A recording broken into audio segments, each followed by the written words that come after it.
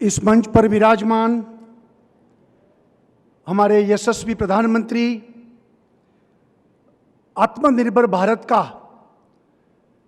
जिन्होंने जो स्लोगन दिया है और पूरा देश उठकर उनके साथ चल रहा है, ऐसे लोकप्रिय प्रधानमंत्री आदरणीय नरेंद्र भाई मोदी जी, आदरणीय राज्यपाल आचार्य देवव्रत जी, केंद्रीय मंत्री श्रीमान प्रहलाद पटेल जी, हमारे नवसारी के सांसद गुजरात भाजपा के अध्यक्ष श्रीमान श्री CR पाटिल जी, अहमदाबाद के महापौर श्रीमान श्री किरीट परमार जी, साबरमती आश्रम के ट्रस्टी श्री कार्तिक साराभाई जी, साबरमती आश्रम के ट्रस्टी श्री अमृत भाई मोदी जी, यहाँ उपस्थित सभी भाई और बहनों, आज पूरा देश की निगाहें गुजरात पर टिकी हुई है, क्योंकि जिस गुजरात ने महात्मा गांधी जी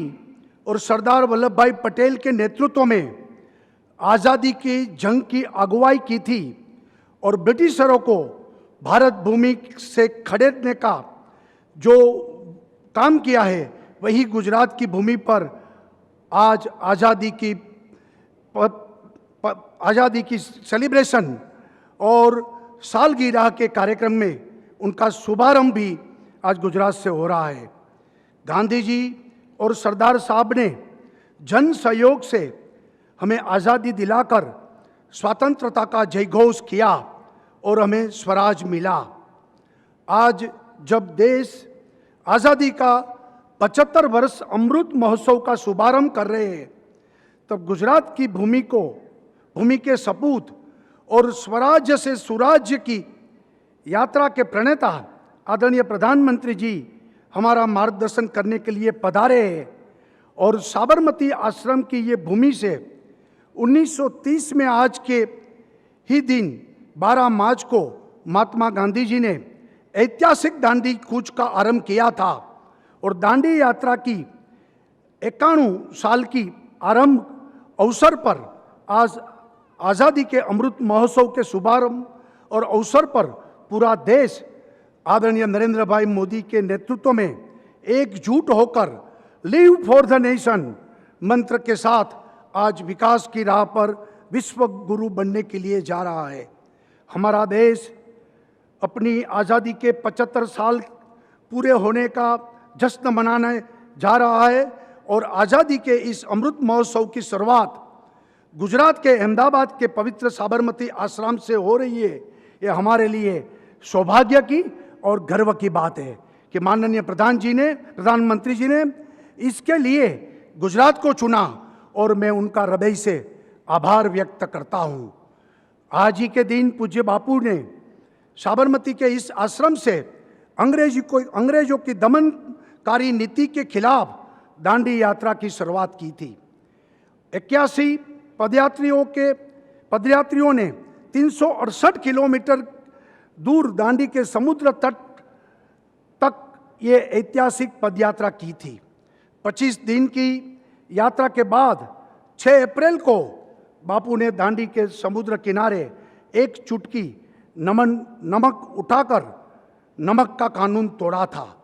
ये यात्रा भारत के स्वतंत्रता आंदोलन में वो चिंगारी साबित हुई कि जिसने पूरे देश के जनमानस के भीतर देशभक्ति की ज्वाला को जलाया और आज़ादी एवं स्वदेशी गर्व की प्रति भारतीयों को जागरूक किया। इस नमक सत्याग्रह की पूरी जिम्मेदारी गुजरात के सपूत सरदार वल्लभ भाई पटेल के कंधे पर थी और भारत के स्वतंत्र संग्राम में गुजरात का अमूल्य योगदान रहा है और गुजरात की इस वीर भूमि ने देश को 2 बड़े सपूत दिए। एक महात्मा गांधी जिन्होंने आज़ादी के आंदोलन को जन आंदोलन बनाया और दूसरे सरदार वल्लभ भाई पटेल जिन्होंने गांधी जी के साथ आज़ादी की लड़ाई लड़ी और आज़ाद होने के बाद भारत को टुकड़ों में बिखरने नहीं दिया और सभी रियासतों को एक करके अखंड भारत का निर्माण किया। महात्मा गांधी भारत की स्वतंत्रता के शिल्पी बने और सरदार वल्लभ भाई पटेल अखंड भारत के शिल्पकार। ये गुजरात का गौरव है कि भारत माता के ये दोनों सपूत गुजरात से हैं। परंतु आज़ादी के आंदोलन में गुजरात का योगदान सिर्फ गांधी और पटेल तक ही सीमित नहीं था। गुजरात के अनगिनत और वीर सपूतों ने अलग अलग मोर्चे पर आज़ादी के संघर्ष में अपना अहम योगदान दिया। गुजरात के गणेश वासुदेव मावलंकर, कन्हैया लाल मुंशी, विनोद किनारीवाला, मोरारजी देसाई, विठल भाई पटेल, मगन भाई पटेल, डॉक्टर चंदूभाई देसाई, कन्हैयालाल देसाई, बलवंत मेहता, उचरंग राय ढेबर और वासुदेव भट्ट जैसे अनेक क्रांतिकारियों ने अपना योगदान दिया है और भारत की आज़ादी की लड़ाई अनेक मोर्चे पर लड़ी गई। दादा भाई नवरोज जी ने आर्थिक राजकीय मोर्चा का संग्राम किया। स्वामी सजानंद, नर्मद, दलपत राम, दुर्गाराम मेहता, उमाशंकर जोशी जैसे अनेक सुधारकों ने जन सामाजिक क्षेत्र में अपना अहम योगदान दिया। रणछोड़ लाल छोटालाल ने अहमदाबाद में पहली कपड़ा मिल शुरू की और औद्योगिक क्षेत्र में अपना योगदान दिया। श्यामजी कृष्ण वर्मा, सरदार सिंह राणा, मैडम भिखाजी कामा के योगदान को भला कौन भुला सकता है। सुरेंद्रनगर जिले के कंथारिया गांव के महान क्रांतिकारी सरदार सिंह राणा ने पेरिस में रहते हुए देश की आज़ादी में अपना योगदान दिया और उन्होंने मैडम कामा के साथ जर्मनी में पहली बार भारत का राष्ट्रध्वज लहराया था। हमारे कच्छ के महान क्रांतिकारी क्रांति गुरु श्री श्यामजी कृष्ण वर्मा ने ब्रिटेन में रहते हुए क्रांति की मशाल जलाई और अपने विचारों से प्रेरित कर इस देश को अनेक क्रांतिकारियों को दिशा दर्शन दिया। इस गुजरात की धरती की धन्यता है कि ऐसे सपूत इस धरती ने देश को समर्पित किए। गुजरात की नारी शक्ति ने भी आज़ादी की लड़ाई में बढ़ चढ़कर हिस्सा लिया था। उषा मेहता, लीलावंती बैंकर, वनमाला देसाई, पूर्णिमा बेन जैसी अनेक वीरांगनाओं ने आज़ादी के संघर्ष में अपना योगदान दिया। गुजरात के आदिवासियों ने भी स्वातंत्र संग्राम में अविस्मरणीय योगदान दिया। 1818 में डांग के भील समुदाय द्वारा चलाया गया आंदोलन, 1858 में रूपसी नायका ब्रिटिश विरोधी आंदोलनों या गुरु गोविंद गुरु का आंदोलन, ऐसे अनेक आदिवासी आंदोलन गुजरात में हुए थे। ज़्यादातर लोगों यह बात नहीं जानते थे कि जलियांवाला बाग जैसे दो बड़े अमानुषी हत्याकांड का दर्द भी गुजरात की धरती ने सहा है। मानगढ़ में गोविंद गुरु के नेतृत्व में हजारों आदिवासियों ने भारत माता की जय के नारे लगाते हुए अंग्रेजों के दमन के खिलाफ लड़ते हुए अपना जान गंवाया था। वैसा ही एक विद्रोह विजयनगर के पालीचरतिया गांव में मोती सिंह तेजावत के नेतृत्व में अंग्रेज के दमनकारी लगान के खिलाफ किया था, जिसमें असंख्य क्रांतिकारी आदिवासियों ने शहीदी दी थी।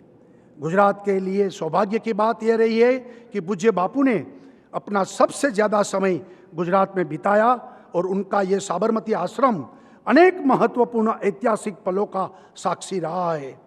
बापू के आह्वान पर 1942 में हिंद छोड़ो आंदोलन में भी गुजरात ने बढ़ चढ़कर हिस्सा लिया था। आज गुजरात भारत के लिए अत्यंत प्रगतिशील राज्य है। देश की जीडीपी में गुजरात का योगदान 8% है और हमारे पास 1650 किलोमीटर का लंबा समुद्र तट है, जिसमें 40 से ज़्यादा पोर्ट और देश के एक्सपोर्ट में गुजरात का भी काफ़ी हिस्सेदारी है। एग्रीकल्चर में भी, दूध के उत्पादन में भी हम सबसे आगे हैं। रिन्यूएबल एनर्जी में हम तेज़ी के साथ काम कर रहे हैं। गुजरात में इंडस्ट्रीज है। देश में सबसे ज़्यादा रोजगार भी गुजरात ही देता है और ऐसा इसलिए संभव हो पाया है क्योंकि गुजरात को हमेशा एक मजबूत समर्पित नेतृत्व मिला है।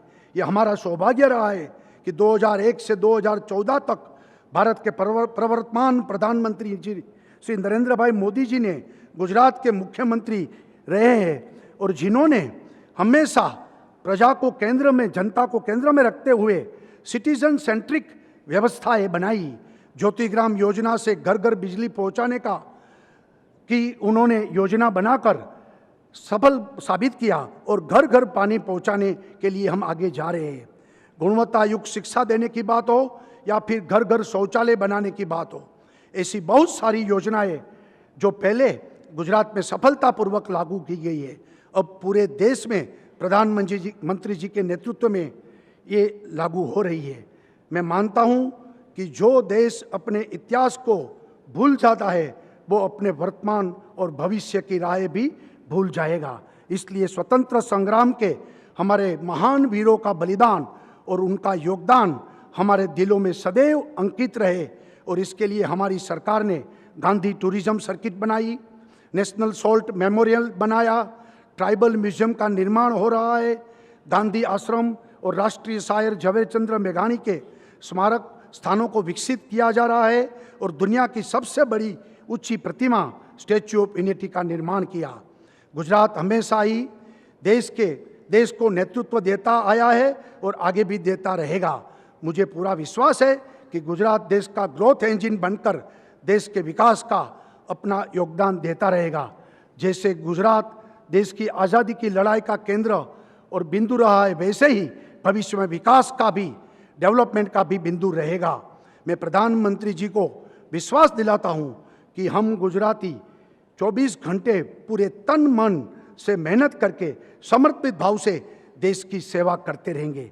आज आज़ादी के अमृत महोत्सव की शुरुआत माननीय प्रधानमंत्री जी के कर कमलों द्वारा गुजरात से शुरू हो रही है। उसको हम सफल बनाएंगे और भारत के जिन वीरों ने आज़ादी की लड़ाई में अपना सर्वस्व न्यौछावर किया और उनकी वीर गाथा जनमानस तक पहुंचाएंगे।